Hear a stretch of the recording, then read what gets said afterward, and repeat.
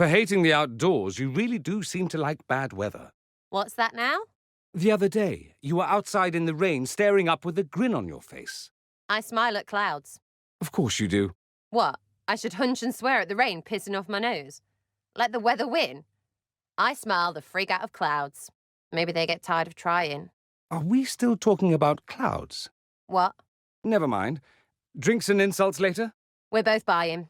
Then there's double. I hate this island. Stinks of dog and blight and just sad. How does it smell sad? Your mind is being influenced by the spirits here. They're drawing sorrow from you like you draw water from a well. You feel sad because they do, watching, waiting. They want to help you hear it. Make them stop. It's my head, demons. You're not invited. Interesting. What drew so many spirits to this place, I wonder?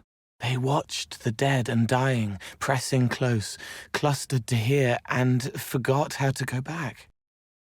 Anybody else smell sea air and spice? That isn't right. The spirits gathered here were drawn to tragedy. They radiated, as fire does heat. Glad I asked. For a moment, I almost felt like I was walking down a street back in Markham. Strange. The veil is wobbly here. Perhaps a bit warbly instead. You sure it isn't wibbly? I'd say more wonky myself. Certainly not. It's much more squeaky. I was going with spicy.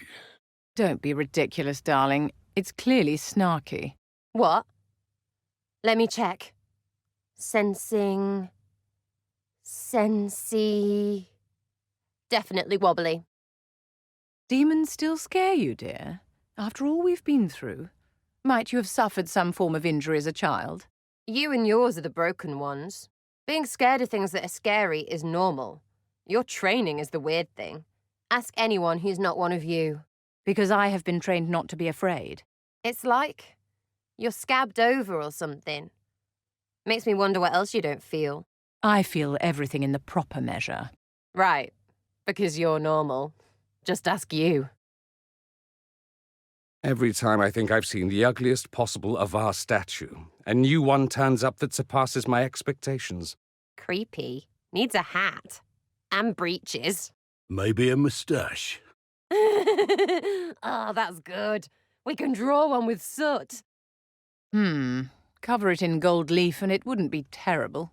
I'm shocked I've never seen this plant before. It's so melodramatic, half the magisterium should be growing it. Barbwood, a parasitic tree that grows through the body of its host, useful in alchemy, makes terrible furniture. What's so terrible about it? Barbwood doesn't die, it goes dormant. Spill one drop of water on it and it sprouts, and infests your other furniture. I knew a comte in Montsimard who had it take over his dining room. The circle cleared the infestation free of charge. What sort of uses does it have? The sap makes potent restorative potions. Extracts from the leaves are useful for transmutations. Harvesting either one is too dangerous to attempt often. More's the pity. If the Inquisition could get herbalists out here to harvest it, you could make a fortune. Or several. How can it be so dark? Because there's no light, silly. Ah, yes, that must be it. Ugh, smells like the lake chucked its innards. I suppose you hate fish, too. I like them cooked or hidden under some knob's furniture, not up my nose. Put it out of your mind if it bothers you. I can't outthink the air. Is that a special herald power? Can't wait for the chant about that. I wonder what they're catching up here. Sunfish? Trout? How do fish even get into the mountains? Can they climb? Fish stink until fried. Then get in my mouth. Everyone remember not to look down. If you close your eyes, it's like flying. I bet, anyway. Don't do it, you'll fall. Which is flying, but shit. I may have already looked. Just try not to think about it. Or fall. Falling would be worse. I'd have to jump down after you. It would be very touching and so melodramatic it would become tiresome. Are you saying that because you already did? Let's not start a whole game of who looked down and suddenly felt the weight of their own mortality, shall we? Some of us have to concentrate on walking. If you do happen to look down, I also don't recommend thinking about how far it is to the ground. I'm not going to be the one to explain to Cullen that I let you fall to your death from a tree.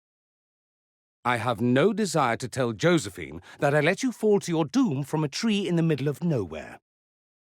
Nobody wants to be the one to tell the world the Inquisitor fell off a log into an abyss. Knock, knock. Sure, why not? Who's there? Dragon. Dragon who?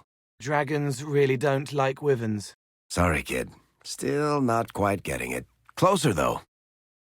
The Imperium reached even here. I'm starting to think that if we went to the moon or the bottom of the sea, we'd find Tevinter runes there. Tevinter architecture at its finest.